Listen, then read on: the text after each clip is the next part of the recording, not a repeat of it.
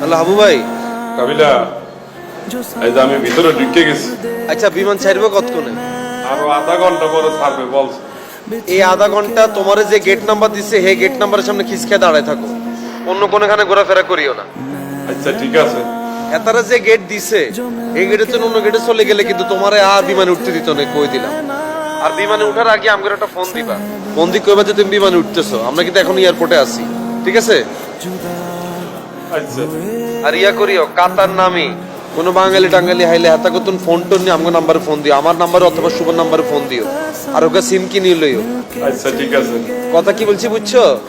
কাবিলা শোন, তোরা সাবধানে থাকি আর গন্ডগোল করিস না, শুভর একটু বুঝায় রাখি। আচ্ছা আরে কান দিও না, কান্নাকাটি করলে কি আমগো মন খারাপ হইতো না আপু ভাই? এই ধরো শুভর লগে কথা কর, শুভ কথা বলবো। আবু ভাই, হ্যাঁ শুভ। ভাই তুমি কিন্তু কোথায় অবশ্যই ফোন দেবা, বুঝছো? আচ্ছা ঠিক আছে।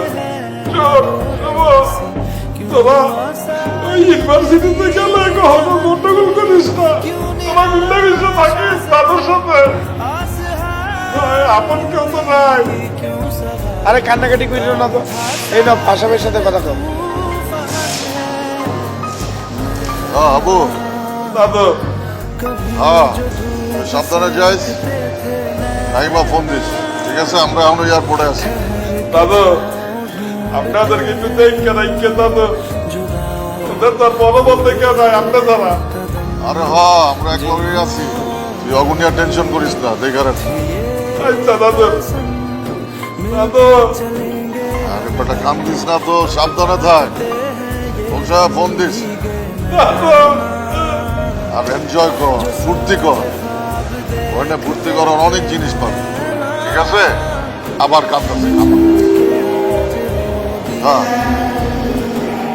हैरान है मन परेशान है